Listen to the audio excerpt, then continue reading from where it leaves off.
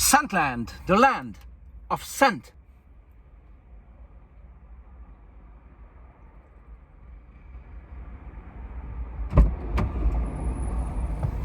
Well, hello there. Hello and welcome. It's Chris back with yet another fragrance review.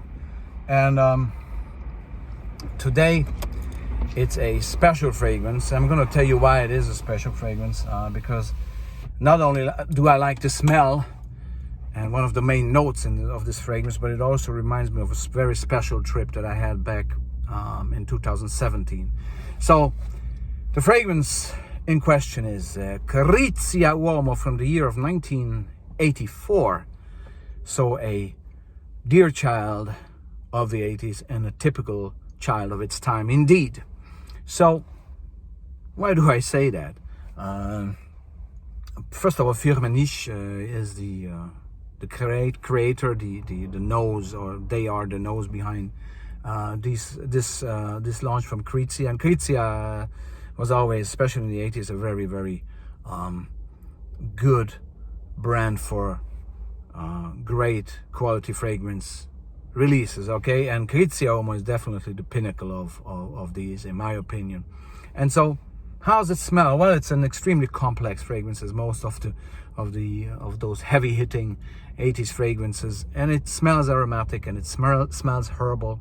It smells extremely green, earthy even, okay? But it has a special twist, okay? It starts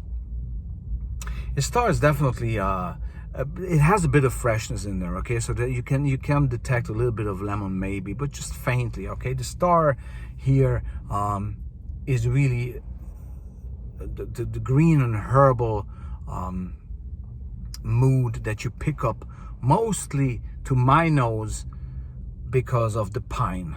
You know, is a great pine with some basil in here, okay? And I love both notes, and you can detect them. It's so Italian. It's very Italian. The pine and the basil together, great. But there's more to it here. There's I think there's leather in here. There's musk, there's patchouli, all these things, okay? But don't want to read you the bloody list. But it has a special twist to it. Not a touch, a twist. This is a green piney fragrance with a twist, because not only the basil has this, another herb that smells very nice, okay? It has a floral twist. It has carnation, geranium, and cyclamen. Okay, these three together, plus all the other notes that I mentioned, and there's a bit more even, but I don't want to again read you the list. This create on top with the pine sitting on top of it.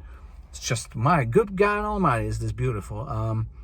And so it manages to smell all these things in one blend, very herbal, green, and natural, and at the same time, due to this wicked twist, it has an urban feeling to it.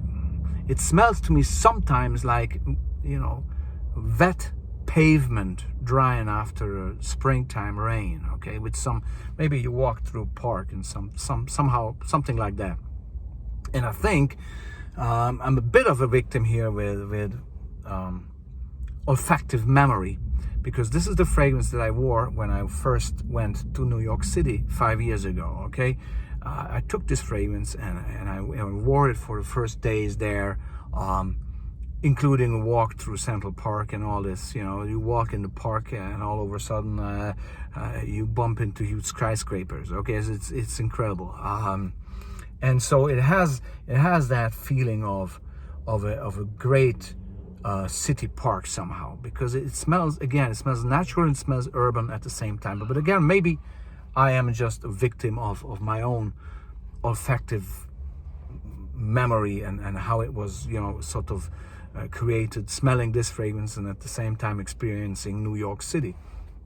So maybe that's the reason why I associate this so much with that particular experience in that particular place. But it also has this Italian feeling to it that reminds me of Little Italy. It could be Mulberry Street or something around there, okay?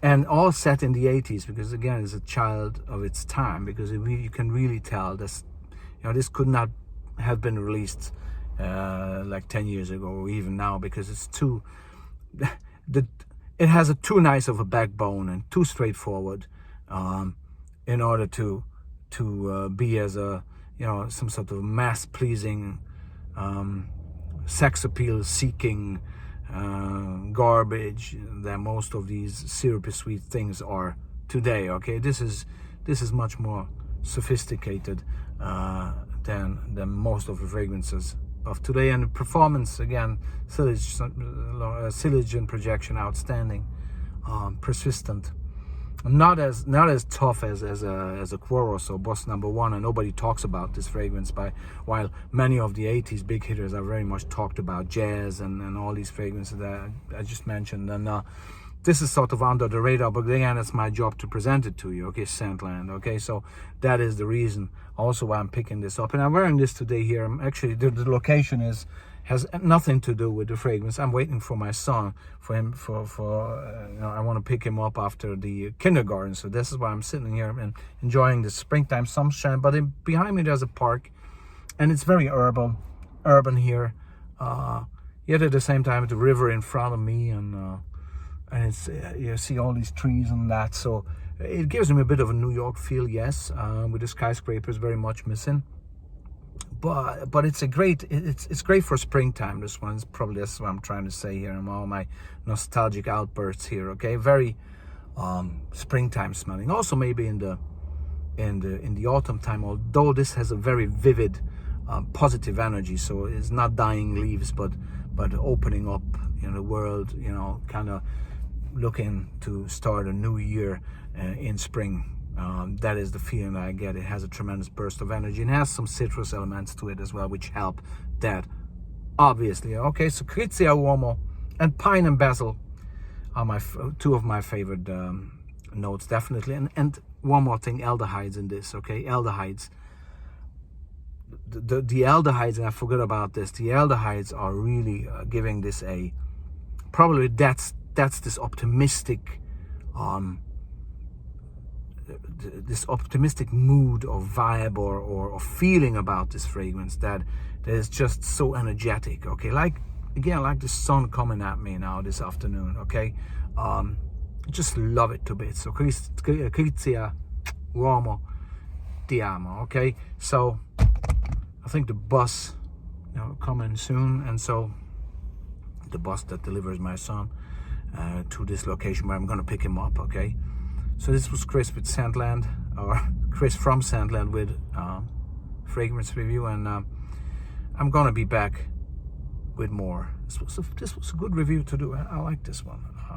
It's good, easy, relaxed, you know, all that. Ciao.